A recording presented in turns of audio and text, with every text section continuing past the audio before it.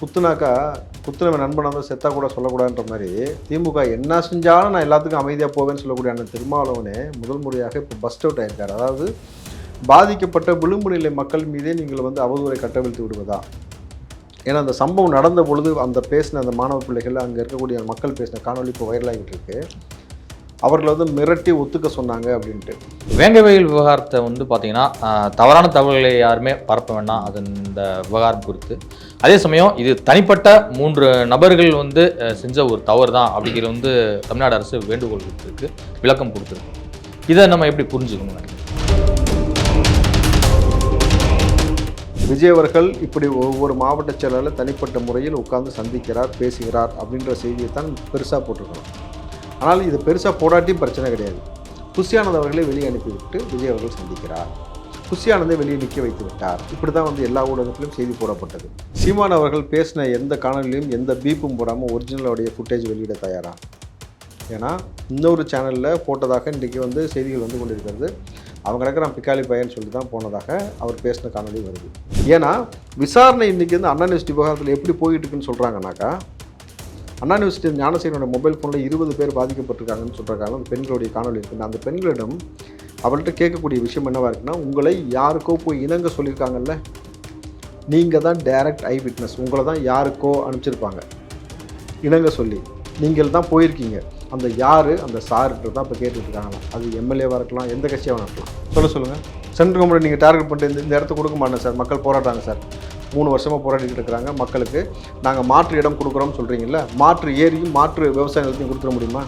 சைக்கிள்லேயே உட்கார வச்சு 18 மணி நேரம் வந்து 18 கிலோமீட்டர் கிட்டத்தட்ட பார்த்தீங்கன்னாக்கா அவர் இந்த மூதாட்டியோட உடலை வந்து சைக்கிளில் தள்ளிக்கிட்டே வந்திருக்காரு பொழுது. அப்போது இந்த நிகழ்வு, இது போன்ற நிகழ்வு வடமாநிலம் நடந்துருச்சுன்னா மட்டும்தான் தமிழ்நாட்டில் இருக்கக்கூடிய எல்லா அரசியல் கட்சியும் போர்க்கொடி எழுப்போம் பேசுமே தவிர, தமிழ்நாட்டில் இப்படி ஒரு நிகழ்வு நடந்திருக்கு. இந்த செய்தியை யாருமே ஏன் பெருசாக எடுத்து பேசவே இல்லை. மாற்றுக் கட்சியிலேருந்து திமுக வந்திருக்காங்கல்ல, மாற்றுக் கட்சியிலேருந்து திமுகவுக்கு வரக்கூடிய நபர்களை என்னவா சொல்கிறாங்க சொல்லுங்கள்? உங்களுக்கு ப்ராஸ்டியூட் தெரியுமா?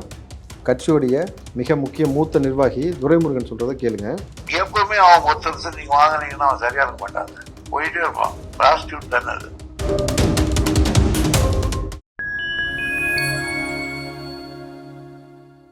ஃபைன் டைம் வாய்ஸ் நேயர்களுக்கு வணக்கம். நான் உங்கள் சிந்துவன். நம்ம சிறப்பு நிகழ்ச்சியில் நம்ம இணைந்திருக்கிறார் காங்கிரசின் ராவுத்தர் இப்ராஹிம் அவர்கள். வணக்கம். வணக்கம். வேங்கவயல் விவகாரம் தொடர்ந்து 2 ஆண்டுகளாக நீடித்து வந்தது. யாருங்க குற்றவாளி?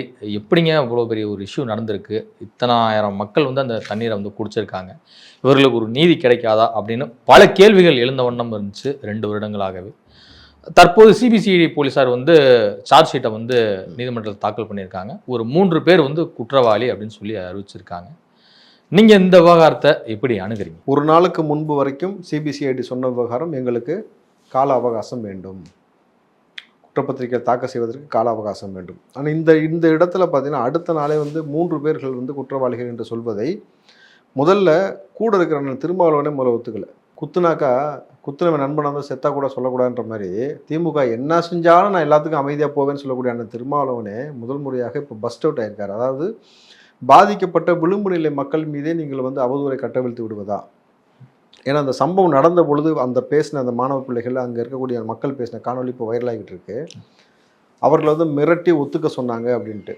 அப்போ எந்த அளவுக்கு மிரட்டி ஒத்துக்க சொல்ல போகிறார்கள்னாக்கா, கிட்டத்தட்ட பார்த்தீங்கன்னாக்கா நம்ம காவல்துறையில் போய் கம்ப்ளைண்ட் கொடுத்தா வாங்காமல் காவல்துறை எந்த மாதிரி செஞ்சது, வெளியே எப்படி தீ வச்சு கொளுத்திக்கிட்டாங்கன்ற வரலாறு நம்ம இருக்கிற பொழுது காவல்துறை தொடர்ச்சியாக எப்படி செய்யும்? காவல்துறையை பொறுத்த வரைக்கும் ஒபே தி ஆர்டர். காவல்துறை நீரை போடுறது, எந்த நிறம் கொண்ட எந்த வடிவம் கொண்ட ஒரு பாத்திரத்தில் ஊற்றுறீங்களோ அந்த தன்மைக்கு காவல்துறை மாறிவிடும். அப்போ முதலமைச்சர் கையில் இருக்கக்கூடிய இந்த காவல்துறை இன்றைக்கு வெறும் விடுதலை சிறுத்தை மட்டும் இல்லை, கம்யூனிஸ்ட் கட்சிகளும் சொல்லுது, அதிமுக சொல்லுது, இப்போ அண்ணாமலை முதற்கொண்டு சொல்லியிருக்கிறாப்புல, பிரேமலதா விஜயகாந்த் சொல்கிறாங்க. எல்லா நபர்களும் சொல்லக்கூடிய ஒரே குற்றச்சாட்டு, இதில் நீதி வேண்டும், இந்த வழக்கு சிபிஐக்கு மாற்றப்பட வேண்டும். ஏன்னா இப்போ நீங்கள் நீதிமன்றத்தில் ஒத்துக்கொள்றதுக்குள்ளே நீதிமன்றத்தில் அந்த அவர்களை சமர்ப்பிப்பதற்கு முன்பாக கட்டாயப்படுத்தியோ அடித்தோ அவர்களை மிரட்டியோ ஒத்துக்க சொல்ல வச்சிருக்கலாம். ஒத்துக்க சொல்ல வைக்கக்கூடிய வாய்ப்புகள் அதிகமாக இருக்கிறது. எப்படி அந்த சமூகம் அந்த பாதிக்கப்பட்ட நபர்களையே நீங்கள் இப்படி குற்றச்சாட்டு சொல்லுவீர்கள்? ஏன்னா நீங்கள் இது வரைக்கும் எந்த ஆய்வின் அடிப்படையில் நீங்கள் இது வரைக்கும் எடுத்தீங்கன்னாக்கா மலத்தை முதற்கொண்டு எடுத்துக்கொண்டு போய் ஆய்வுக்கு உட்படுத்தி எதுவுமே பொருந்தி போல டிஎன்ஏன்னு சொன்னீங்க. அப்போ திடீர்னு இப்படி சொல்ல வேண்டிய அவசியம் ஏன் ஏற்பட்டிருக்கு? ஒருவேளை விஜய் அவர்கள் பறந்துருக்கு போனது போல் வந்து இன்றைக்கு வேங்கவயலுக்கும் வரேன்னு சொல்லிட்டாரு. அதனால் வந்து அவசர ரீதியாக தேசிய செய்தியாக மாறிவிட்டால் நமக்கு பெரிய அசிங்கமாக மாறிவிடும். ஏன்னா தேசிய செய்தியாக மாறும் பொழுது முத்துவேல் கருணாநிதி ஸ்டாலின் ஆட்சியில் இங்கே பார்த்தீங்கன்னாக்கா ஒரு பக்கம் தண்ணீரில் மக்களுக்கு மலம் கலந்த நீரை கொடுக்குறாங்க, 2 வருஷமாக அதை கண்டுபிடிக்க முடியலன்னு சொல்கிறாங்க. அண்ணா யூனிவர்சிட்டி விவகாரத்தில் இதே போல தான் வந்து விஜய் உள்ளே வந்தார், சிசிடிவி வேலை செய்யலைன்னு சொல்கிறாங்க. இப்போ பரந்தூருக்கு போனார், அந்த மக்களை சந்திக்க விடாமல் பண்ணுறாங்க, மக்கள் இப்படி போராடி கொண்டிருக்கிறார்கள்ன்றது தேசிய கவனம் பெறும் என்பதற்காக அவசர கதியில் கொண்டு வரப்பட்ட ஒரு திட்டம் போல் இருக்கிறதுன்றதான் இன்றைக்கி எல்லா எதிர்க்கட்சியும் சொல்லக்கூடிய குற்றச்சாட்டாக இருக்கணும் பொழுது, இந்த குற்றச்சாட்டு உண்மையா பொய்யா இல்லையா என்பதை வந்து இனி போகிற போக்கில் தான் நமக்கு தெரிய வரும். ஆனால் யாருக்கும் இதில் மீது நம்பிக்கை இல்லை. வேங்கவயல் விவகாரத்தை வந்து பார்த்தீங்கன்னா தவறான தகவல்களை யாருமே பரப்ப வேண்டாம் அது இந்த விவகாரம் குறித்து. அதே சமயம் இது தனிப்பட்ட 3 நபர்கள் வந்து செஞ்ச ஒரு தவறு தான் அப்படிங்கிற வந்து தமிழ்நாடு அரசு வேண்டுகோள் விடுத்திருக்கு, விளக்கம் கொடுத்துருக்கு. இதை நம்ம எப்படி புரிஞ்சுக்கணும்னு நினைக்கிறேன். அண்ணா யூனிவர்சிட்டி விவகாரத்தில் பாதிக்கப்பட்ட பெண்ணுடைய தரவுகள் கசிய விடப்பட்டதில்ல, இது எப்படி கசிய விடப்பட்டது? ஒரு போலீஸ்கார் வந்து ஒருத்தனை கூட்டு போய் வச்சு பல்ல பிடுங்கினார்ல, அதை தாண்டி கள்ளக்குறிச்சி கள்ளச்சாராயம் மரணத்தில் வந்து ஒரு ஐஏஎஸ் அதிகாரியே வந்து இதுக்கும் கள்ளச்சாரத்தினால இறந்து போகலன்னு ஒரு விஷயம் சொன்னாங்கல்ல, இது எப்படி புரிஞ்சுக்கொள்ளுது? தவறான தகவல்ன்றது என்னென்னு ஒரு விஷயம் இருக்கணும்ல. ஃப்ளைட் மோடில் ஃபோன் இருந்துச்சுன்னு ஒருத்தர் சொன்னார் பார்த்தீங்களா, முன்னக்கூடிய வந்து ஒரு காவல் அதிகாரி, முன்னெச்சரிக்கை நடவடிக்கையாக பெண்களுடைய கருப்பு துப்பட்டாவை எடுத்துட்டாங்க. இது எல்லாம் என்ன? அப்போது நீங்கள் உங்களுடைய வசதிக்கு ஏற்ப வந்து நீங்கள் தவறான விஷயத்தை சொல்லாதீங்கன்னாக்கா நீங்கள் சரியாக செய்யுங்க, நாங்கள் யாரும் சொல்லலையே. நீங்கள் சரியாக செஞ்சிருந்தீங்கன்னாக்கா வெறும் திமுகவோடு இருந்திருக்குமே கட்சி, அதுக்கப்புறம் வேறு எந்த அரசியல் கட்சியும் உருவாயிருக்காது. நீங்கள் ஒவ்வொரு அரசியல் கட்சியும் எங்கே லேக் இருக்கீங்களோ அந்த இடத்துல தானே வேறு கட்சி உள்ள வருவதற்கான வாய்ப்பு அமைதுன்னும் பொழுது இந்த விவகாரம் 2.5 ஆண்டுகளுக்கு மேலே கடந்தும் கூட கிட்டத்தட்ட இது ஒரு முழு வடிவம் பெறாமல் இப்படி போய்கிட்டு இருக்கணும் பொழுது, அப்போ இதில் இந்த மாதிரியான விஷயங்கள் வந்து நீங்கள் ஒரு விஷயத்தை பேசி பகுத்தறிவு செய்தால் மட்டும்தான் அதற்கான தீர்வு எட்டப்படும். உங்களுடைய பெரியார் சொன்னது கரெக்டுங்களா? நீங்கள் பெரியார் தானே நீங்கள் தமிழ்நாட்டுடைய முக்கிய தலைப்புச் செய்தியாக இருக்கிறார் கடந்த 15-20 நாளான பொழுது, அந்த செய்தியை எப்படி கொண்டு போயிட்டீங்கன்னு நம்ம பார்க்குறோம் இல்லையா? அப்போ என்ன பேசலாம் சொல்லுங்கள். சிபிஐக்கு உத்தரவிட ஏன் தமிழ்நாடு அரசு தயங்குது? சிபிஐக்கு உத்தரவிட தயங்குதுன்றதை விட சிபிஐக்கு ஒரு வழக்கை மாற்றினால் தமிழ்நாடு அரசு மேல்முறையீடு செய்யுது. கள்ளக்குறிச்சி கள்ளச்சாராயம் பண்ண விவகாரத்தில் மேல்முறையீடு செஞ்சு சிபிஐக்கு போகக்கூடாது. அருண் அவர்கள் மீது நடவடிக்கை எடுக்கணும் நீதிமன்றம் சொன்ன பொழுது அருண் அவர்களே நீங்கள் வந்து இந்த அவர் மீது போடப்பட்ட அந்த உத்தரவை நீங்கள் திரும்ப பெறணும்னு சொல்லி மேல்முறையீடு செஞ்சுருக்காங்க. அந்த வழக்கு வரக்கூடிய திங்கட்கிழமை 27ஆம் தேதி நீதிமன்றத்திற்கு வருது, விசாரணைக்கு வருது. அப்போது சிபிஐக்கு போனால் ஒரு விஷயம் அடுத்த கட்டத்திற்கு போகிறதுன்னு பொழுது இது தன்னுடைய ஆட்சிக்கு நடந்த ஒரு அவலம் நினைக்கிறீங்களே தவிர, தன் ஆட்சியில் நீதியை நிலைநாட்டுறோம், தன் ஆட்சியில் நம்மளுடைய தமிழ்நாடு காவல்துறையை வச்சே கண்டுபிடிச்சான்னு சொல்லியிருக்கலாம். நீங்கள் செஞ்சிருந்தீங்கன்னா சிபிஐக்கு நம்ம யாருமே கேட்க போகிறதில்ல. அப்போ உங்களுக்கு அது களங்கம்னு நினைக்கிறீங்களே தவிர, மக்கள் பாதிக்கப்பட்ட மக்களுக்கு ஒரு நேர்மையான நீதியான ஒரு அரசை கொடுக்கணும், அந்த ஆட்சி முறையை கொடுக்கணுன்ற எண்ணம் உங்களுக்கு கிடையாது. அதோடைய வெளிப்பாடு தான் அது, அவங்க பயப்படுற விஷயம். வேறு எப்படி பார்க்குறது? தமிழக வெற்றி கழகத்தில் மாவட்ட செயலாளர் நியமனம் வந்து தொடர்ந்து நடைபெற்று வருது. முதற்கட்டமாக வந்து 19 மாவட்ட செயலாளர்களை நியமித்தார், இன்னும் பல மாவட்ட செயலர் நியமிக்க வந்து இருக்கிறார். விஜயுடைய இந்த திட்டம் வந்து ஒரு மாற்றத்தை ஏற்படுத்துதா கட்சி ரீதியாக? ஏன் ஆனந்த வெளியே அனுப்பிச்சிட்டாருன்ட்டா? விஜய் அவர்கள் இப்படி ஒவ்வொரு மாவட்ட செயலாளர் தனிப்பட்ட முறையில் உட்கார்ந்து சந்திக்கிறார், பேசுகிறார் அப்படின்ற செய்தியை தான் பெருசாக போட்டிருக்கணும். ஆனால் இது பெருசாக போடாட்டியும் பிரச்சனை கிடையாது. புஷியானந்த் அவர்களை வெளியே அனுப்பிவிட்டு விஜய் அவர்கள் சந்திக்கிறார், புஷியானந்தை வெளியே நிற்க வைத்து விட்டார். இப்படி தான் வந்து எல்லா ஊடகத்திலும் செய்தி போடப்பட்டது. ஜெயலலிதா அவர்கள் ஒன்று உட்காந்து இப்படி பேசியிருக்காங்க, மாவட்ட செயலாளரோட பேசியிருக்காங்க, கலைஞர் செஞ்சுருக்கிறாரு, பேசியிருக்காங்க. அப்போ விஜய் அவர்கள் பேசும்போது இது இவ்வளோ பெரிய சர்ச்சைக்கு உள்ளாக்கப்படுகிறது, ஆனந்தை நம்பவில்லையா, விஜய் அவர்கள் வந்து புஷியானந்தை நம்பவில்லையா, அப்போ வந்து இந்த பண விவகாரம் வந்து சர்ச்சை என்பது உண்மையா, ஆரோக்கியசாமி பேசியது உண்மையா, இப்படி தான் போட்டுக்கிட்டு இருக்கிறீங்க. நான் இவர்களுக்கு வரலாறு பிரகாரமே ஒரு விஷயம் சொல்லியிருக்கோம். மன்னர் ஆட்சி இருந்துச்சுல ஒரு காலத்தில், மன்னர்கள் இரவு நேரங்களில் வீதி உலா வருவார்கள் மாறுவேடத்தில். அப்படின்னாக்கா அமைச்சர் பெருமக்களை நம்பலன்னு அர்த்தம் கிடையாது. என்ன கள நிலவரம், ரியல் ஃபேக்ட் என்ன என்பதை நேரடியாக சென்று ஆய்வு செய்வதுதான் ஒரு கட்சியின் தலைவனுக்கான ஒரு பண்பு, ஒரு மன்னருக்கான பண்புன்னும் பொழுது அதை செஞ்சுருக்கிறார். இன்னொரு விஷயம், ஆக்சசபிள் ஃப்ரீன்னு சொல்லுவாங்கள்ல, ஒரு மாவட்ட செயலாளர் என்பது ஒரு கட்சியுடைய மையப்புள்ளி, உயிர் நாடி. ஏன்னா அவங்க தான் அந்த பகுதியில் இருக்கக்கூடிய மக்களை தன் கட்சிக்கு இழுப்பாங்க, இந்த கட்சி சார்ந்த நலத்திட்ட உதவிகள் செய்வாங்க, கட்சி சார்ந்த கொள்கைகளை பரப்புவார்கள், அங்கே இருக்கக்கூடிய பிற கட்சிகளுக்கு டஃப் கொடுக்கக்கூடிய வேலை செய்யணும், நம்மளுடைய கட்சியை அடுத்த கட்ட வளர்ச்சிக்கு கொண்டு போகக்கூடிய நபர்கள் அவர்களாக இருக்கிறார்கள். அப்போ விஜய் அவர்கள் நேரடியாக ஒன்று உட்காரும் பொழுது எந்த தலையீடும் இல்லாமல் நேரடியாக எந்த பிரச்சனையும் நீங்கள் எங்கள்கிட்ட சொல்லலாம்.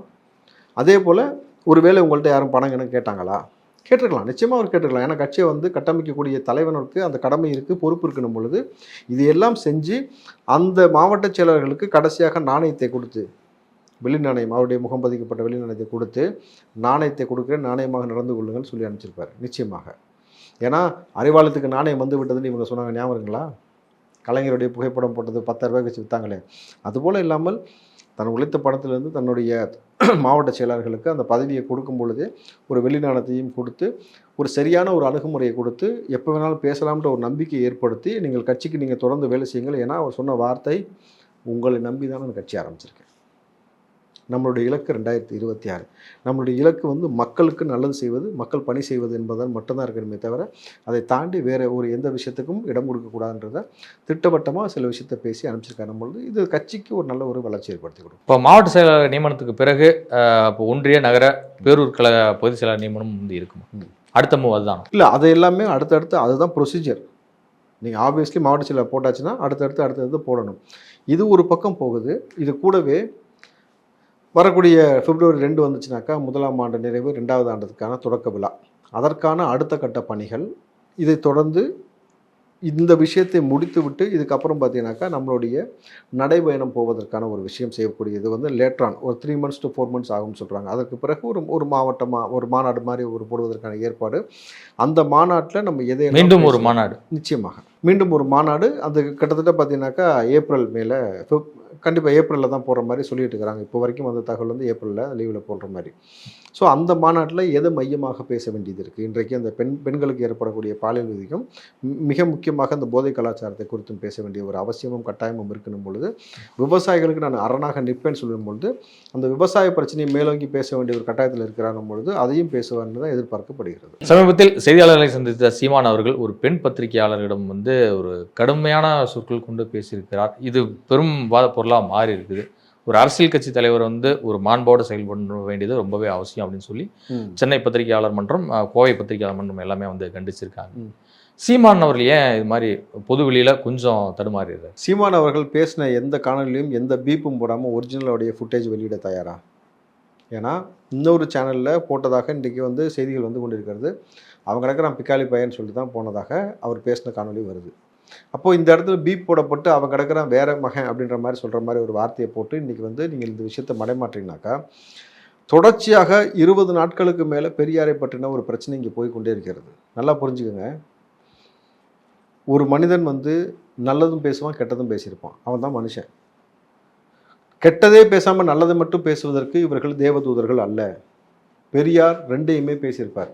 எல்லா தலைவர்களும் எல்லா மனுஷனும் எல்லா காலகட்டத்திலும் ரெண்டையுமே பேசியிருப்பான். ஆனால் அந்த கெட்டதை மட்டுமே எடுத்துக்கிட்டு இன்றைக்கி பேச வேண்டிய அவசியம் என்ன? 15 வருஷம் கழிந்த பிறகு சீமான் அரசியலுக்கு வந்து இன்றைக்கு இந்த பெரியாரை குறித்து எடுத்து பூதாகரமாக்கி அதை மட்டுமே மெயின் ஸ்ட்ரீம் மீடியா வந்து உட்காந்து பேசி அவர் வீடமுற்று எடுவதற்காக முழுக்க இதை நோக்கி ஒரு அரசியல் போகுதுனாக்கா சீமான் அவர்கள் திமுகவுக்கு துணையாக போகிறீங்களா அப்படின்னு ஒரு கேள்வி இருக்குங்க. எதிர்த்து அடிக்கிறதே திமுக அவங்க வச்சிருக்கிற ஐடியாலஜி தான். அது எப்படி அவருக்கு துணை போவார்? இல்ல என்ன மாதிரி லாஜிக்? இது பொலிட்டிக்கல் லாஜிக்கே இல்லை. பொலிட்டிக்கல் லாஜிக் என்ன இருக்குனாக்கா அண்ணா யூனிவர்சிட்டி விவகாரத்தை மடைமாற்றுவதற்காகத்தான் இந்த செய்தி பூதாகரம் ஆக்கப்படுகிறதுனாக்கா நீங்கள் ஏன் வந்து சீமான் சர்ச்சையை மட்டும் இவ்வளவு தொடர்ச்சியாக 20 நாளாக பேசுறீங்களே தவிர ஏன் மற்ற செய்திகளை பெருசாக பேச வேண்டிய செய்திகள் பேசாமல் கடந்து போகிறீர்கள் ஒரு கேள்வி எழுப்புறாங்கல்ல. அப்போ திட்டமிட்டு அண்ணன் சீமான் இந்த போல் செய்கிறாரான்னு ஒரு குற்றச்சாட்டு வைக்கும் பொழுது அதற்கு அவர் தான் விளக்கம் கொடுக்கணும். நீங்கள் இந்த விஷயம் இன்றைக்கி மேஜராக நீங்கள் எந்த பிரச்சனையை கையில் எடுத்துக்கணும்? பெரியாரை மட்டுமே கையில் எடுத்துக்கொண்டு இப்போ பேச வேண்டிய அவசியம் என்ன? கடந்து போயிருக்கலாம்ல. பெரியார் அம்மா அப்படி பேசிக்காருன்னு உங்களுக்கு இன்றைக்கி தான் தெரியுமா? இல்லை புதுசாக இப்போ தான் பிறந்து இப்போ தான் கற்றுக்கிட்டீங்களா? இல்லை. அப்போ இந்த விஷயத்தை இந்த நொடியில் இந்த இடத்துல ஏன் பேசுறீங்க? ஏன்னா விசாரணை இன்றைக்கி வந்து அண்ணா யூனிவர்சிட்டி விவகாரத்தில் எப்படி போயிட்டு இருக்குன்னு சொல்கிறாங்கனாக்கா அண்ணா யூனிவர்சிட்டி ஞானசேகரனோட மொபைல் ஃபோனில் 20 பேர் பாதிக்கப்பட்டிருக்காங்கன்னு சொல்கிறாங்க. அந்த பெண்களுடைய காணொலி இருக்குன்னு அந்த பெண்களிடம் அவள்கிட்ட கேட்கக்கூடிய விஷயம் என்னவா இருக்குன்னா, உங்களை யாருக்கோ போய் இணங்க சொல்லியிருக்காங்கல்ல, நீங்கள் தான் டைரக்ட் ஐ விட்னஸ். உங்களை தான் யாருக்கோ அனுப்பிச்சிருப்பாங்க இணங்க சொல்லி, நீங்கள் தான் போயிருக்கீங்க. அந்த யார் அந்த சாருன்றது தான் இப்போ கேட்டுட்டு இருக்காங்களாம். அது எம்எல்ஏவாக இருக்கலாம், எந்த கட்சியாக வேணா இருக்கலாம், எம்பியாக இருக்கலாம், அமைச்சராக இருக்கலாம், பிஸ்னஸ்மேனாக இருக்கலாம், யாராக வேணா இருக்கலாம் பொழுது அப்போ நேரடியாக இது பூதாகரம் அடுத்த வடிவம் பிடிக்கிறது. காரணம் இதை விசாரிக்கக்கூடிய காவல்துறை தமிழ்நாடு காவல்துறை அல்ல, அண்டை மாநிலத்தை சார்ந்தவர்களும் பொழுது இந்த விசாரணையை அடுத்தடுத்த கட்டமாக கொண்டு போகிறாங்க. குறிப்பாக காவல்துறை உங்கள் நண்பன்ற வார்த்தையை மிகச்சரியாக பயன்படுத்தி கொண்டவன் ஞானசேகரன். இப்போ கிட்டத்தட்ட பார்த்தீங்கன்னாக்கா இந்த கோணம் எப்படி போயிட்டு இருக்குனாக்கா அடுத்து வந்து இந்த விசாரணை வளையத்துக்குள்ளே மாசுவையும் விசாரிப்பார்கள்னு ஒரு கோணம் சொல்லப்படுகிறது. எப்படின்னாக்கா 3 முறை குண்டாஸ் வாங்கிய ஒரு நபர், கள்ளத்துப்பாக்கி வச்சு மாட்டின நபர், இரவு நேரங்களில் கொள்ளையடிச்சிருக்கிறான். அந்த நபர் உங்களோட பயணப்படும் பொழுது காவல்துறை உங்களுக்கு எச்சரிக்கை கொடுத்ததா கொடுக்கவில்லையா? உளவுத்துறை உங்களுக்கு எச்சரிக்கை கொடுத்ததா கொடுக்கவில்லையா, கொடுக்கலன்னா ஏன் கொடுக்கலன்னு உளவுத்துறையை கேட்பாங்க, காவல்துறையை கேட்பாங்க. கொடுத்துருந்துச்சுன்னா கொடுத்த பிறகும் ஏன் அவனை நீங்கள் கூட வச்சுருந்தீங்க அப்படின்ற மாதிரியான விசாரணையத்தை அவரிடமும் தொடரக்கூடிய வாய்ப்பு இருக்கிற பொழுது இது மிகப்பெரிய பூதாகரமாக மாறும். நீங்கள் பரந்தூருக்கு விஜய் போனது போல் இந்த பிரச்சனைக்கு நடுரோட்டில் வந்து இறங்கி நின்னாக்கா இதுவும் பெரிய தேசிய செய்தியாக மாறும் பொழுது அப்போ இதை கவனத்தை திசை திருப்புவதற்கும் இன்றைக்கு ஊடகத்தில் உட்காந்து இதை பற்றி யாரும் பேச விடாமல் போவதற்கும் பெரியார் இப்படி பேசிட்டார், பெரியார் அப்படி சொல்லிட்டாரு, இந்த பின்பம் நீங்கள் நல்லா யோசிச்சு பாருங்கள். 15 வருஷமாக சீமானுடைய ஃபோட்டோ வெட்டினது ஒட்டினதுன்னு சொல்லி பேசாமல் இன்றைக்கி ஏன் பேசுகிறீங்க? நீங்கள் நல்லா ஒன்று ஒன்றா இன்டர்கனெக்ட் பண்ணி பாருங்கள், உங்களுக்கு புரியும். அப்போ 15 வருஷமாக திமுகட்ட ஃபேக்ட் செக் யூனிட்லாம் இருக்குல்ல, நீங்கள் எல்லாம் வச்சுருந்தீங்களா, ஏன் அப்பா கண்டுபிடிக்க முடியா? அப்போது அடுத்தடுத்து வெறும் சீமானை நோக்கியே ஒரு அரசியல் நகர்த்தி கொண்டு போயிருங்க. சீமானை வச்சு இப்படி ஒரு விஷயம், சீமானை வச்சு பெரியார் இப்படி பேசினார், பெரியார் இப்படி போய் திமுக தன்னை தக்க வைத்துக் கொள்வதற்கு பெரியாரை உபயோகப்படுத்தியது போல இன்றைக்கு திமுக தன்னுடைய தவறுகளை மறைப்பதற்கும் பெரியாரை பயன்படுத்துகிறதான்றதான் இன்றைக்கி ஒரு கேள்வியை வைக்கிறாங்க. அதனால தான் வந்து இந்த விஷயம் இந்த மாதிரி போயிட்டு இருக்கா. நீங்கள் இன்றைக்கி டங்ஸ்டனுக்காக முதலமைச்சர் வந்து நாளைக்கு போகிறாராமே, பாராட்டு விழா எடுக்கிறாங்களாமே, கேள்விப்பட்டீங்களா செய்தியை? மதுரைக்கு போகிறார். நான் என்ன செஞ்சுட்டேன், நான் என்ன அப்படி பண்ணுறேன்னு எனக்கு பாராட்டு விழான்னு கீழே போட்டுக்கிட்டு இருக்கிறானுங்க. கிட்டத்தட்ட நீங்கள் தான் அந்த டங்ஸ்டன் ஏலம் விட போகிறாங்கன்னு தெரிஞ்ச பிறகு அதுக்கு மறுப்பு தெரிவிக்கிறன்ற செய்தியை வெளியிட்டாங்க. நீங்கள் தான் அதுக்கு அனுமதி கொடுத்தீங்கன்ற மாதிரியான செய்திகள் உலா வந்து கொண்டிருக்கிறது. சரி, நீங்கள் இதற்கு தார்மீகமாக உங்களுக்கு அடிபணிந்து விட்டதுன்னு சொல்கிறீங்களே, இதே போல் பரந்தூர் மக்களுக்காக நான் இதே போல் போராடி அந்த நிலத்தை மீட்டு கொடுப்பேன் ஏன் முதலமைச்சர் வாயிலிருந்து வரல? ஒட்டுமொத்த திமுக நபர்களுக்கு வரக்கூடிய வார்த்தை நிச்சயமாக அங்கே ஏர்போர்ட் வரும். அப்போது இதுக்குள்ளே இருக்கக்கூடிய அரசியல் உங்களுக்கு புரியுது. அப்போது எதையெல்லாம் பூதாகரமான பிரச்சனையோ அதை மடைமாற்றுவதற்கு ஒரு கோடை சின்னதாக்கன்னா அதை விட பெரிய கோடு போடு, அது மாதிரி ஒரு விஷயத்தை வேறு விஷயத்தை பூதாகரமாக்கி இந்த விஷயத்தை மடைமாற்றி போகிறாங்கன்றது அப்பட்டமாக தெரிகிறதுன்னு பொழுது இதை நம்ம பேசி தான் ஆகணும். நீங்கள் சொல்கிற திட்டம் பூரா எல்லாமே சென்ட்ரல் கவர்மெண்ட் ப்ராஜெக்ட்டு. அந்த சென்ட்ரல் கவர்மெண்ட் ப்ராஜெக்ட்டுக்கு வந்து அவங்க அந்த துறை அமைச்சகம் வந்து தமிழ்நாடு மாநில அரசிடம் வந்து இது மாதிரி நிலம் ஒதுக்குங்க அப்படின்னு சொல்லி கேட்கும்போது அதுக்கு பதில் சொல்ல வேண்டியது அவங்களுடைய கடமை. ஆனால் நீங்கள் சென்ட்ரல் கவர்மெண்ட்டே எதுவுமே டார்கெட் பண்ணாமல் ஃபுல்லாகவே ஸ்டேட் கவர்மெண்ட்டே அடிக்கிறீங்களே, உங்களுக்கு ஏதோ ஒரு உள்நோக்கம். சென்ட்ரல் கவர்மெண்ட்டை வந்து திமுக டார்கெட் பண்ணிருச்சா? அப்போ சொல்லுங்கள், சென்ட்ரல் கவர்மெண்ட் நீங்கள் டார்கெட் பண்ணிட்டு இந்த இடத்த கொடுக்க மாட்டேன் சார், மக்கள் போராடுறாங்க சார், 3 வருஷமாக போராடிக்கிட்டு இருக்கிறாங்க, மக்களுக்கு நாங்கள் மாற்று இடம் கொடுக்குறோம்னு சொல்கிறீங்களா, மாற்று ஏரியும் மாற்று விவசாய நிலத்தையும் கொடுத்துட முடியுமா? உருவாக்க முடியுமா? உங்களுக்கு செயற்கையா உருவாக்க முடியாதுல்ல. அப்படி இருக்கும் பொழுது ஒரு அரசாங்கம்ன்றது உருவாகிறது மக்களுக்காக தான். மக்களே அது வேணான்னு சொல்லும் போது நீங்கள் அந்த திட்டத்தை கைவிடணும், இல்லையா அந்த திட்டத்திற்கு மாற்று இடம் கொடுக்கணும், இவ்வளோ தான். ஏன் அப்போ நீங்கள் வந்து ஸ்ரீபெரும்புத்தூர் அந்த விஷயத்தை வந்து அந்த விஷயம் கொடுக்கப்பட்ட பொழுது அங்கே விட்டுட்டு இப்போ இங்கே பறந்துருக்கு வந்தீங்க? மக்கள் எதிர்ப்பாங்க. அதே போல் ஒரு விஷயத்தை ஒரு எதிர்ப்பு வரும்பொழுது நீங்கள் வந்து மக்களுக்கும் பாதிப்பும் இல்லாமல் நாட்டுடைய வளர்ச்சிக்கும் எந்த பிரச்சனையும் இல்லாமல் ஒரு விஷயத்தை முன்னெடுக்கிறதுக்கு தான் ஒரு முதலமைச்சர். நீங்கள் அதெல்லாம் செய்ய மாட்டேன்னு அடம்பிடிக்கிறதுக்கு எது முதலமைச்சர்? நீங்கள் வந்து மோடி எங்களுக்கு பணிந்து விட்டார்னு சொல்கிறீங்கல்ல, மத்திய அரசு நான் பணிந்து விட்டது, நான் இருக்கும் வரை வர மாட்டேன். இப்போ இங்கே பறந்தோர் நீங்கள் இருக்கும்போது தானே வருது, அப்போ நீங்கள் தான் வர வருவீங்க கரெக்டாக? அதுக்கும் அதே வார்த்தையை சொல்லுங்கள், நான் இருக்கும் வரை வர விட மாட்டேன். விவசாயிகள் டெல்டாக்காரன்னு சொல்லிருக்கீங்களா, நில்லுங்க. அப்படி நின்னீங்கனாக்கா உங்களை நாங்கள் வாழ்த்துறோம், நிற்கிற பொழுது உங்களை விமர்சிக்கிறோம், இவ்வளோதான். திருநெல்வேலி அரசு மருத்துவக் கல்லூரி மருத்துவமனையில் அனுமதிக்கப்பட்டிருந்த மூதாட்டி ஒருவர் வந்து ரொம்ப அன்கண்டிஷனான ஒரு சுச்சுவேஷனில் இருக்கார். நீங்கள் அழைச்சிட்டு போங்க அப்படிங்கிற சுச்சுவேஷன் வந்து டாக்டர் வந்து எல்லாருமே சொல்லியிருக்காங்க. உடனடியாக அந்த மூதாட்டியோடைய பையன் வந்து அவங்கள சைக்கிளில் உட்கார வச்சு கூப்பிட்டு வந்திருக்காரு. அப்புறம் அவங்க இறந்துட்டாங்க. கிட்டத்தட்ட ஒரு 18 கிலோமீட்டர் வந்து அப்படியே தள்ளிய வீட்டை கூப்பிட்டு போயிருக்காரு. இது வட மாநிலங்களில் தான் நிகழுது அப்படின்னா, இப்போ தமிழ்நாட்டில் இந்த மாதிரியான ஒரு சம்பவம் வந்து எதை காட்டுகிறது? அரசு மருத்துவமனையோட நிலை என்னவாக இருக்குது? ஒரு வயது முந்த மூதாட்டி, கிட்டத்தட்ட 65 வயது மதிப்புள்ள நபர் வந்து மருத்துவமனையில் அனுமதிக்கப்பட்டிருக்காரு. அவருடைய உடல்நிலை வந்து மோசமாக ஆகிறதுனாக்கா, நீங்கள் அந்த நேரத்தில் வந்து எந்த வசதி வாய்ப்பும் இல்லாத ஒரு நபர்கிட்ட அந்த மூதாட்டியை நீங்கள் எப்படி ஒப்படைப்பீங்க? தன் மகன் வந்து நானாக முன் வந்து கூட்டு போன அவர் சொல்லலை, எப்படியாவது தாய்க்கு சிகிச்சை கொடுத்துருங்க. ஏன்னா 65 வயசுன்றது வந்து செத்து போகிற வயசும் கிடையாது. எத்தனையோ நபர்கள் நீங்கள் இன்றைக்கி வந்து வாழ்ந்து கொண்டு தான் இருக்காருன்னும் பொழுது அவர்களை காப்பாற்றி விட வேண்டும் என்ற ஒரு நம்பிக்கையில் தான் அவர் இருக்கிறாருன்னும் பொழுது ஒரு அரசாங்க மருத்துவமனை நீங்கள் எதன் அடிப்படையில் அவங்களை வெளியில் அனுப்பிச்சிங்கன்னு ஒரு விளக்கம் கொடுக்கணும் இல்லையா? ரெண்டாவது, அவர் பாருங்கள், வெளியில் அனுப்பிச்ச சிறிது நேரத்தில் அவர் தாயார் இறந்து போயிருக்காரு. சைக்கிள்லேயே உட்கார வச்சு 18 மணி நேரம் வந்து 18 கிலோமீட்டர் கிட்டத்தட்ட பார்த்தீங்கன்னாக்கா அவர் இந்த மூதாட்டியோட உடலை வந்து சைக்கிளில் தள்ளிக்கிட்டே வந்திருக்காருன்னும் பொழுது, அப்போது இந்த நிகழ்வு, இது போன்ற நிகழ்வு வடமாநிலம் நடந்துருச்சுன்னா மட்டும்தான் தமிழ்நாட்டில் இருக்கக்கூடிய எல்லா அரசியல் கட்சியும் போர்க்கொடி எழுப்போம், பேசுமே தவிர தமிழ்நாட்டில் இப்படி ஒரு நிகழ்வு நடந்திருக்கு. இந்த செய்தியை யாருமே ஏன் பெருசாக எடுத்து பேசவே இல்லை? நான் முன்னாடி சொன்ன மாதிரி தான், குத்துனமை நண்பனாக இருந்தால் செத்தா கூட சொல்லக்கூடாதுன்ற மாதிரி திமுக என்ன செஞ்சாலும் திருமாவளவன் அமைதியாக இருப்பார். இந்த நிகழ்ச்சிக்கு தான் வேங்கவேலுக்காக தான் இப்போ முதல் முறையாக மறுபடியும் கோவப்பட்டு பேசுகிற பொழுது இப்போ விளிம்பு நிலை மக்களுடைய நிலை தமிழ்நாட்டில் என்னவாக இருக்கிறது? இங்கே பணம் படைத்தவனுக்காக ஒரு அதிகாரமும் பணம் படைக்காத ஒரு நபர்களுக்கு ஏழ்மையும் இருக்கக்கூடிய மக்களுக்கு நீங்கள் தொடர்ச்சியாக அவர்களை வந்து ஒரு அடக்குமுறைக்கு உள்ளாக்குவதும் நம்ம சக மனுஷன்றது வந்து நீங்கள் வந்து என்னதான் இருந்தாலும் சரி ஒரு பிள்ளைக்கு வந்து தாய் தகப்பன் தான் வந்து ஹீரோ ஹீரோயின் கரெக்டுங்களா? அவருடைய மனநிலை என்னவாக இருந்திருக்கும்? ஸோ இந்த சமூகத்தில் சாதிய ரீதியாக இன்னமும் வந்து ஒரு ஏற்றத்தாழ்வு ஒரு பார்க்கப்படுகிறதுன்றதுக்கு இன்னொரு உதாரணம் ராமநாதபுரத்தில் நம்ம பேசணும். தண்ணி குழாயில் வந்து தண்ணி பிடிக்க போன பெண்ணுக்கு ஏற்பட்ட அவலம். அப்போ இது போன்ற தொடர்ச்சியாக ஒரு அவலத்தை செஞ்சுட்டு இருக்கும் பொழுது அரசாங்கம் என்ன மாதிரியான அறிவுறுத்தலையாவது இப்போ கொடுத்துருக்குன்னு சொல்லணும்ல. இப்படி ஒரு நிகழ்வு நடந்துருச்சு. இப்போ முதல்வர் வந்து நீங்கள் வந்து விழாவில் கலந்து கொள்றதுக்கு, தேநீர் விழாவில் கலந்து கொள்றதுக்கு, இது போல் மற்ற நிகழ்ச்சிக்கு மட்டும்தான் நீங்கள் கான்சன்ட்ரேட் பண்ணுறீங்களே தவிர இப்படி அரசாங்க நிகழ்ச்சியிலேயே அரசாங்களுடைய அரசு மருத்துவமனையிலே இப்படி ஒரு நிகழ்வு நடந்திருக்கணும் பொழுது சுகாதாரத்துறை அமைச்சர் இப்போ தான் நம்ம அவரை பற்றி பேசியாகணும். மாசு அவர் தானே சார் இதுக்கு எல்லாத்துக்கும் பொறுப்பாளர். ஏன் இது குறித்து பேச மாட்டாரு?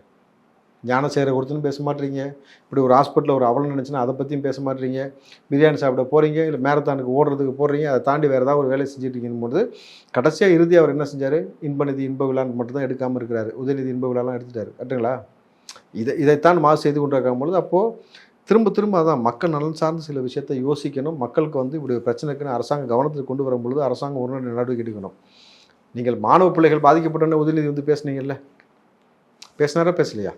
அண்டை மாநிலத்தில் கபடி விளையாட போன வீரர்களை அடிச்சிட்டாங்கன்னு சொன்னால் அவர் பேசினார் பொழுது அப்போ அந்த கான்ஷியஸ் எதுக்கு மாசுக்கு இல்லை இருக்கணும் இல்லையா? இதுதான் இந்த ஆட்சி வந்து எப்படி போயிட்டு இருக்குன்றதுக்கான உதாரணம் இவ்வளவு தான். குடியரசு தினத்தை முன்னிட்டு கவர்னர் அளிக்கக்கூடிய தேநீர் விருந்தை வந்து தமிழ்நாடு அரசு புறக்கணிப்பதாக இப்போ விளக்கம் கொடுத்துருக்கு. ஒரு அறிவிப்பானை வந்து வெளியிட்டிருக்காங்க. தமிழ்நாடு அரசு சார்பில் யாருமே வந்து பங்கேற்க மாட்டாங்க அப்படின்னு விளக்கம் வெளியே தமிழ்நாடு அரசு சார்பாக பங்கேற்க மாட்டோம், திமுக தலைவராக பங்கேற்போம். இதைத்தான் போன வாட்டி செஞ்சாங்க. ஞாபகம் இருக்குங்களா? கூட்டணி கட்சிகளை கூட்டணி கட்சியோடு சேர்ந்து தேர்தல் விருந்தை புறக்கணிக்கிறோம். கூட்டணி கட்சிகளை புறக்கணித்து விட்டு முதல்வர் போய் கலந்து கொண்டார். இதே நிகழ்வுக்கு விஜய்க்கும் அழைப்பு விடப்பட்டிருக்கிறது. இப்போ வந்து நீங்கள் முதல்வர் போங்க, போகாமல் போங்க, நீங்கள் என்ன செய்வீங்க, திடீர்னு இப்படி ஒன்று எடுப்பீங்க அப்படி ஒன்று எடுப்பீங்கிறது தேவையற்றது நமக்கு. நீங்கள் என்னமோ செஞ்சுட்டு போங்க, டீக்கு ஆசைப்பட்டு போனாலும் சரி, இல்லை ஒரு எதுக்கு போனாலும் சரி. விஜய் அவர்கள் இந்த நிகழ்ச்சியில் பங்கு பெற மாட்டார் என்பதுதான் என்னுடைய கருத்து. ஏன்னா எனக்கு தெரிஞ்ச வரைக்கும் ஒரு அரசியலை உள்வாங்கிய நபராக இருக்கும்பொழுது ஆளுநரே வேணான்னு சொல்லிவிட்டு அப்புறமேல 2 மாசத்துல ஒரு பல்கி அடிச்ச மாதிரி நேரடியாக போய் கம்ப்ளைண்ட் பண்ணிட்டு போனாரு. அப்போ திமுக போய் மட்டன் சமோசா டீ எல்லாம் சாப்பிட்டுச்சு அந்த மாதிரி அப்படிதானே? நீங்கள் இல்லை யார் அப்படி சொல்லிட்டு அது மாதிரி பல்ட்டி அடித்தாலும் பல்ட்டி தானே. கரெக்ட். அப்போ திமுக முதல் பல்ட்டி அடிச்சிருச்சு. இப்போ விஜய் பல்ட்டி அடிப்பாரான்னு பார்த்தாக்கா அடிக்க மாட்டார் நான் சொல்கிறேன். எனக்கு தெரிந்தவரை விஜய் அந்த நிகழ்வை புறக்கணிப்பார். இங்கே மக்கள் பிரச்சனை எவ்வளோ இருக்கணும் போது அதை பற்றி பேசுவதை தவிர்த்து விட்டு இன்றைக்கு ஆளுநர் தேநீர் விருந்தில் போய் கலந்து கொள்வதோ, அங்கே போய்ட்டு ஒருத்தர் வந்து மிக நட்பு பாராட்டி அப்படியே கை குலுக்கி இருக்கிறதோ, அப்புறம் வெளியில் வந்துட்டு முறைச்சிக்கிட்ட மாதிரி ஒரு நடிப்பதோ, இதை செய்வதற்கு விஜய் தயாராக இருக்க மாட்டான்னு நினைக்கிறேன். ஏன்னா அங்கே போனாக்கா நிச்சயமாக விஜய் மீது அவர் சொன்ன பெயிண்ட் டப்பா எடுத்து அடிக்கப்படும், காவி பெயிண்ட் எடுத்து அடிப்பாங்க. அப்படின்னும் பொழுது அதை தவிர்த்து கொண்டு மக்கள் நலன் சார்ந்து விஜய் அவர்கள் நீங்கள் சொன்னபடி பரந்தூருக்கு வாங்க, வேங்கவேலுக்கு போங்க, அடுத்தடுத்த நிகழ்வு இருக்கக்கூடிய பிரச்சனையை குறித்து பார்த்துட்டு கட்டமைப்பை சரி செஞ்சுட்டு 2026 உங்களுக்கு இலக்குன்னு சொல்லியிருக்கீங்களா, அந்த இலக்கை நோக்கி பயணிக்கக்கூடிய வேலை செய்வது சால சிறந்ததாக இருக்கும். கட்சி ஆரம்பித்த உடனேயே ஆட்சியை பிடிக்க துடிக்கிறார்கள் அப்படின்னு மறைமுகமாக யாரை சொல்லியிருக்காருன்னு நினைக்கிறீங்க? அது மிக பேச வேண்டிய ஒரு நிகழ்வு. அது எந்த நிகழ்வில் பேசினார் அதை சொல்லுங்கள் பார்ப்போம். 3000 பேர் வந்து திமுகவில் இணையிறாங்கன்னு சொன்னது. போய் கேட்டாக்கா மைக்கை போட்டு கேட்குறாங்க, வந்தவங்கள்ட்ட எல்லாருமே திமுக காரனாக இருக்கிறான். நீ நாம் தமிழர்னு சொல்கிறான். சரி, நாம் தமிழர் உறுப்பினர் இருக்கா? இல்லை. சரி, எதுக்காக வந்திருக்கிற? கட்சி நிகழ்ச்சின்னு சொல்லி கூப்பிட்டு வந்தாங்க. இன்னொரு ஆள் பெரியாரை கொடுத்து சீமான் வந்து கடுமையாக பேசிட்டாரான். என்ன பேசினாரு சொல்லுன்னு கேட்டாங்க. எங்களை கூப்பிட்றேன், அவர்கிட்ட கேளுங்கன்றான். யாருக்குமே வந்த நபர்களுக்கு யாருமே தெரியல. இப்போ இந்த இடத்துல சீமான் சொன்ன வார்த்தையை பதிவு பண்ண வேண்டியது இருக்குது. தூண் அந்த துப்புனை எச்சை தூக்கி கட்சி வளர்க்குறான்னு சொல்லி சொன்னார்ல, இதை ஏற்பாடு செய்தது இதில் மிக முக்கியமான பங்கு ராஜீவ்காந்திக்கெலாம் இருக்குன்னு சொல்லப்படக்கூடிய நிகழ்வில். சரி, மாற்றுக் கட்சியிலேருந்து திமுக வந்திருக்காங்கல்ல, மாற்றுக் கட்சியிலேருந்து திமுகவுக்கு வரக்கூடிய நபர்களை என்னவா சொல்கிறாங்க சொல்லுங்கள். உங்களுக்கு ப்ராஸ்டியூட் தெரியுமா? கட்சியோடைய மிக முக்கிய மூத்த நிர்வாகி துரைமுருகன் சொல்கிறத கேளுங்க. எப்பவுமே அவன் ஒருத்தர் நீங்கள் வாங்கினீங்கன்னா அவன் சரியாக இருக்க மாட்டாங்க, போயிட்டே இருப்பான். ப்ராஸ்டியூட் தானே அது. அப்படி வர பிளாஸ்டிக் நினைக்கிறீங்க? ஆமா, நான் வச்சு அப்படிதான் சொல்லுவேன். கட்சி மாறுறவங்க. ஆனா இன்னைக்கு நிறைய பேர் கட்சி மாதிரி வந்திருக்காங்கல்ல, அதிமுக திமுக வந்திருக்காங்கல்ல, இருக்கலாம். எவ்வளவு பேர் வந்திருக்காங்க? அப்ப ஓகே ஓகே இருக்கலாம். அப்போ யாரை சொல்றாரு? சார் தெளிவாக அந்த வார்த்தையை பதிவு பண்ணுறாங்க. அதிமுகலேருந்து வந்திருக்காங்கன்ட்டு. சேகர் பாபு எங்கேருந்து வந்தார்? அப்பாவோ செந்தில் பாலாஜி, எவ்வளோ நபர்கள் அதிமுகலேருந்து நீங்கள் வந்திருக்கீங்க? அப்போ ஒட்டுமொத்தமாக கட்சி மாறி வரக்கூடிய நபர்களை திமுக என்னவாக பார்க்கிறது? திமுகவில் என்ன பொறுப்பில் சார் இருக்கார் அவர்? சொல்லுங்கள் சார், உங்களுக்கு தெரிஞ்சிருக்கும்ல என்ன பொறுப்பில் இருக்கார் அவர்? General secretary. அவர் சொல்லக்கூடிய வார்த்தை கட்சி மாறி வருவர்களை நாங்கள் ப்ராஸ்டியூட்னு சொன்னீங்கன்னாக்கா அந்த கட்சிக்கு போகக்கூடிய அடிப்படை தொண்டனாக இருந்தாலும் சரி, வேறு கட்சியிலேருந்து தலைவனாக இருந்தாலும் சரி, மிக முக்கியமான நபராக இருந்தாலும் சரி, என்னவாக பார்க்கிறன்றதை அவர்கள் பார்வையிலே விட்டுடுறேன். ஏன்னா அவர் சொன்ன வார்த்தை மக்கள் புரிஞ்சுக்கணும், அவ்வளோதான். இதுவரை உங்கள் பல்வேறு கருத்துக்கு கொடுப்பதற்கு மிக்க நன்றி. நன்றி.